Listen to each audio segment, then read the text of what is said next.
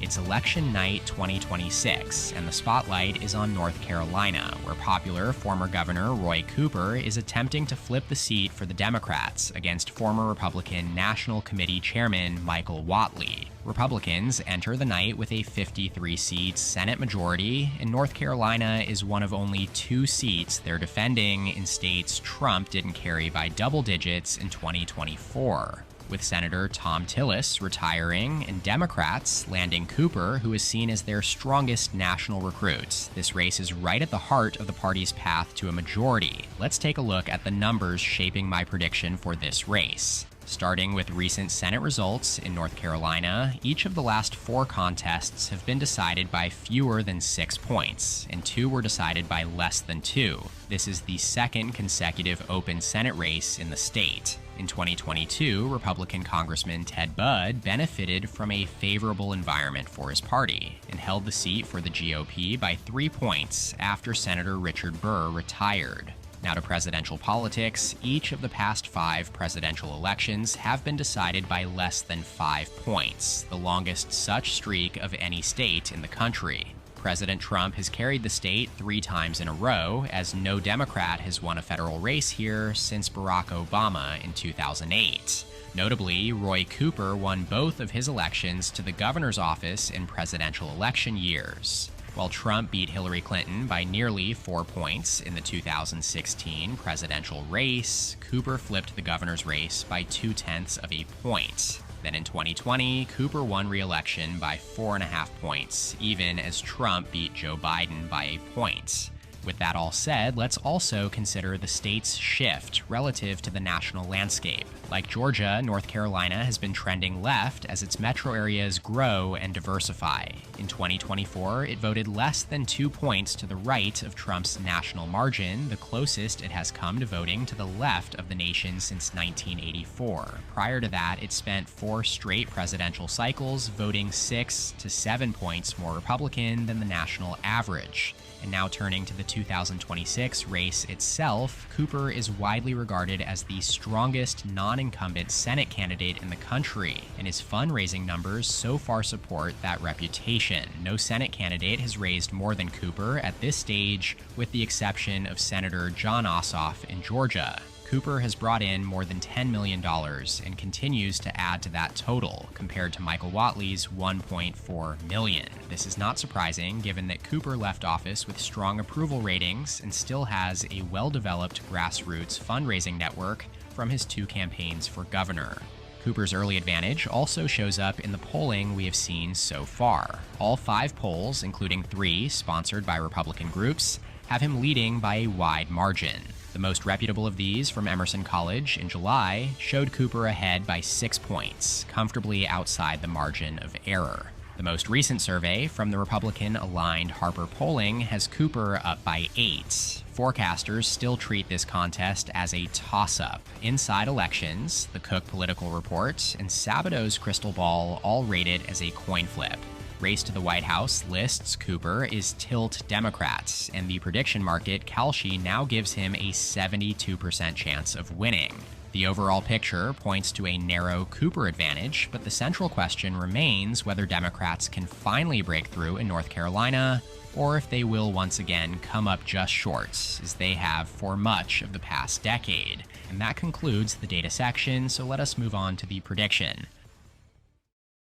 We are fast approaching the second major poll closing of the night at 7:30 Eastern. First results are about to come in from the key Senate battleground of North Carolina, an absolute must-win for Democrats in their narrow path to flipping the chamber tonight. Let's get a key race alert right now.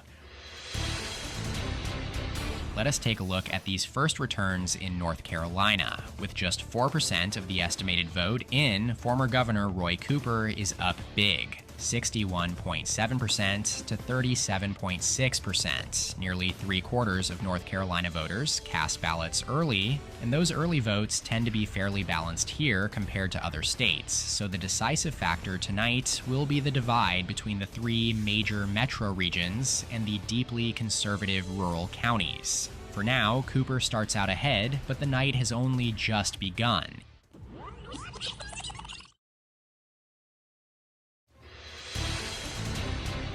here's the next wave of results, and with 7% counted, Roy Cooper is ahead 52.9 to 45.3%. North Carolina often starts blue and then narrows as rural counties pile in their totals. Whatley needs those regions to build up large margins if he hopes to keep this close once the Triangle and Charlotte areas fully weigh in.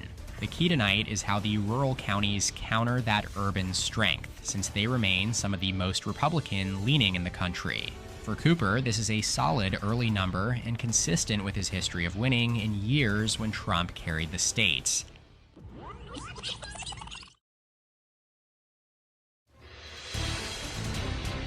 All right, more votes are in, and with 26% reporting, Michael Whatley has taken the lead, 50.2% to Roy Cooper's 48.6%. This turning point reflects the strength of the rural Republican vote, which has been the anchor of the GOP coalition in North Carolina for years. The suburbs and metros will have to do the heavy lifting for Cooper later tonight.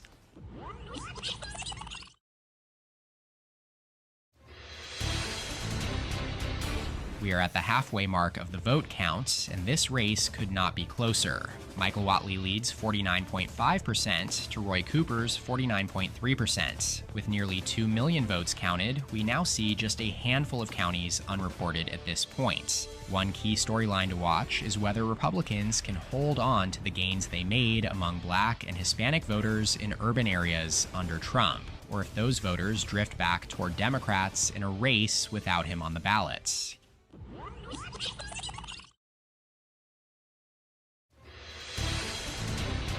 Here's the latest update. It's 63% of the votes, and Michael Whatley now leads 50.0 to 48.6%. The rural backbone of the Republican coalition is still driving Whatley's advantage, and Cooper will need strong late showings in the urban counties to close this gap.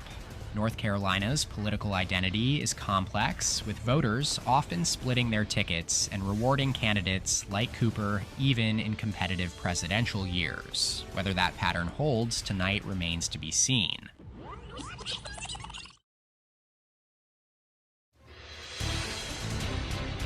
We are now 3/4 of the way through the estimated vote, and this race is tightening again. Michael Whatley clings to a 49.5 to 49.1% lead. Cooper is beginning to cut into Whatley's margin as the larger metropolitan counties add more of their vote.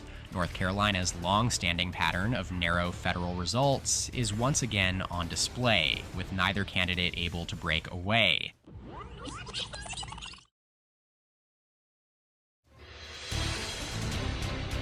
And now with 89% reporting, Roy Cooper retakes the lead 49.6% to 49.0%, up by a little more than 21,000 votes. The metros are asserting themselves now, and that has long been Cooper's strongest base of support. With so much of the remaining vote likely coming from these areas, this could be a decisive moment in the trajectory of the race.